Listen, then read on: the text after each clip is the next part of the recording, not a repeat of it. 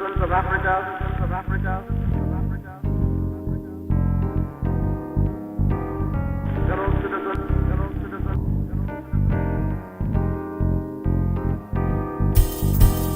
fellow citizens of Africa, citizens of Africa, fellow citizens, fellow citizens, of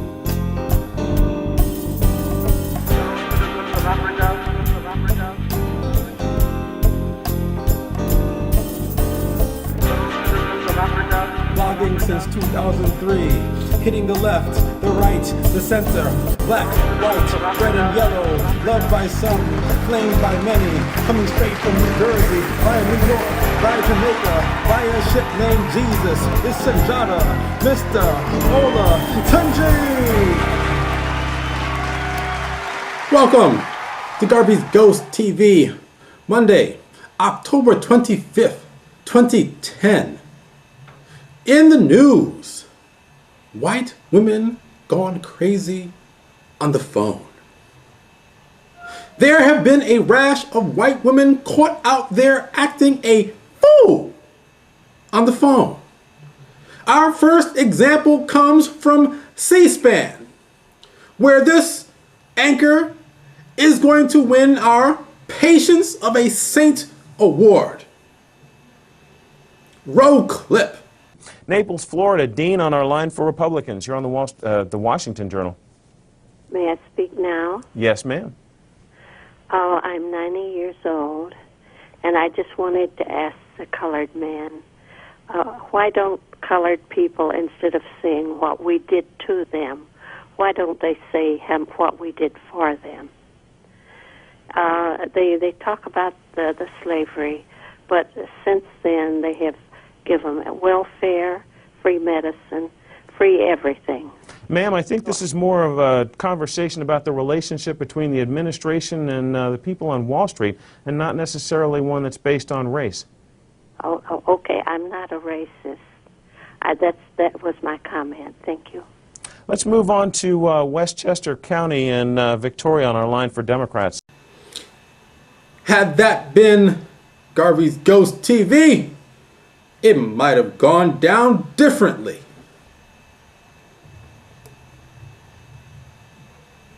Naples, Florida, Dean on our line for Republicans. You're on the Washington Journal.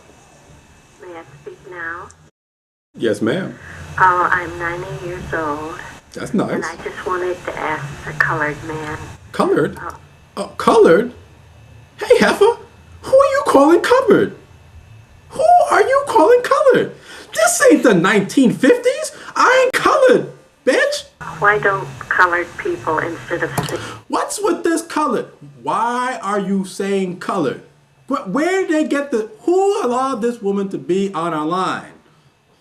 What we did to them, why don't they say what we did for them? I'm sorry? We're not thankful for what you've done for us? Oh, slavery was wonderful. Thank you. Thank you. And after the Emancipation Proclamation, keeping slavery for jail and then jailing us all the time?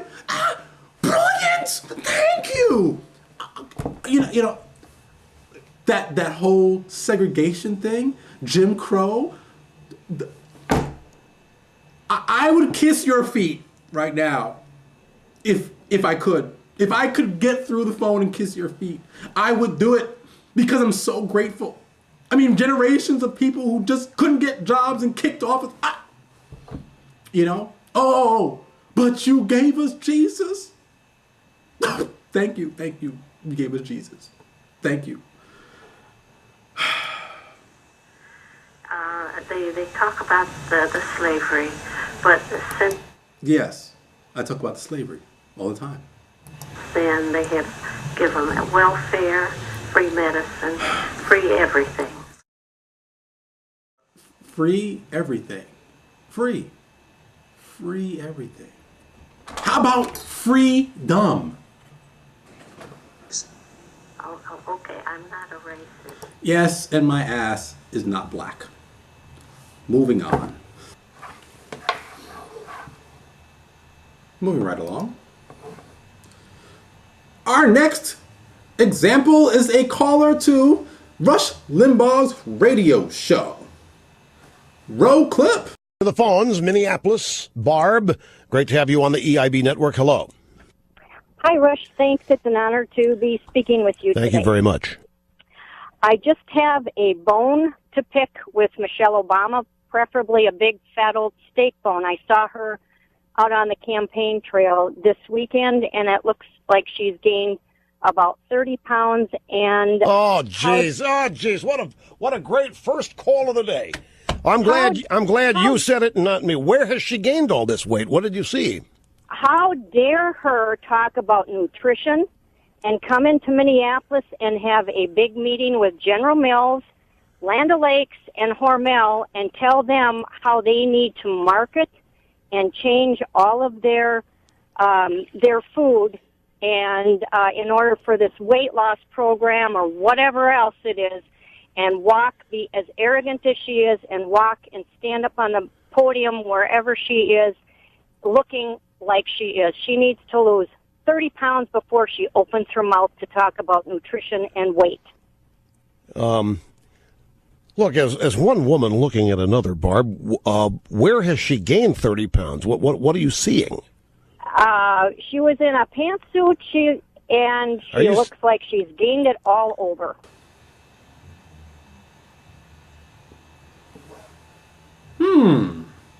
You know, that kind of sounds familiar. I think I've heard this before. Ah, yes. Roll clip. Oh my God, Becky, look at her butt. It is so big. She looks like one of those rap guys' girlfriends. Who understands those rap guys? They only talk to her because she looks like a total prostitute, okay? I mean, her butt is just so big.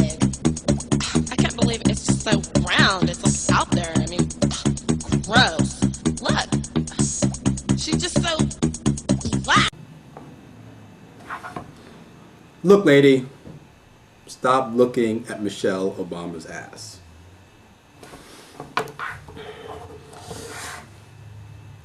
Now, Garvey's Ghost TV presents This Week in Unscience. Sharon Angle, speaking to some Latino students, made the outrageous claim that some of them looked Asian to her. Liberal bloggers spun this as a bold-faced racist comment, but the truth is a bit more boring and mundane. For those of you, and apparently it's many, who are unfamiliar with human evolution and their emigration to the different lands, let me get you familiar. Homo sapiens sapiens, that's humans to you and I, first arose in Africa, moved up along the Rift Valley into what we call Eurasia. Moving across Eurasia, they are believed to have crossed the Bering Strait, that place where Sarah Palin says she can see over into Russia. They then moved down North America and to settle the rest of the continent. Therefore, Native Americans, who are now in a group called Latinos, are in fact Asians.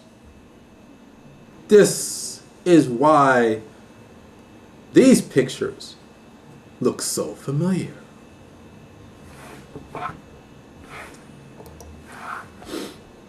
Continuing in This Week in Science,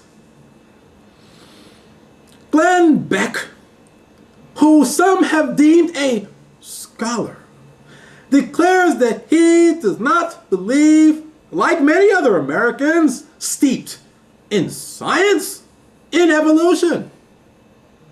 His claim that humans could not be related to apes is because when he goes to the zoo or looks at Africa on TV, he does not see anything that is half monkey or half person yet.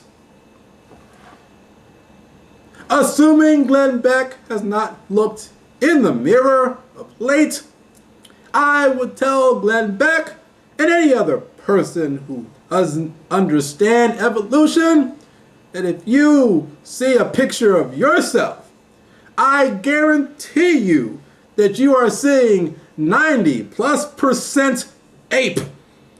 Chimpanzee to be specific. Deal with it.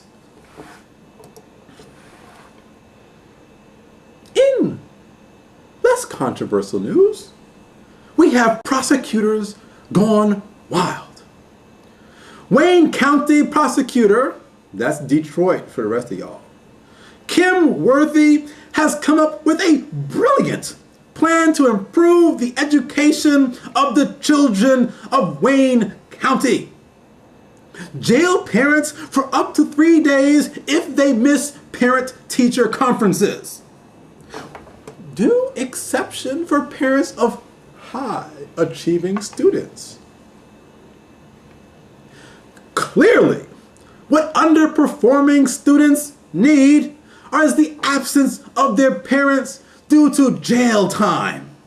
That is sure to make their grades go up 2 letters. And add to the lost income due to missing work. And we have a grand slam recipe for student success. I'm Mr. Tunji. This has been Garvey's Ghost TV, October 25th, 2010. Ting and ting and ting. I like big butts and I cannot lie. You other brothers can't deny. Now when a girl walks in with an itty bitty waist and a round thing in your face, you get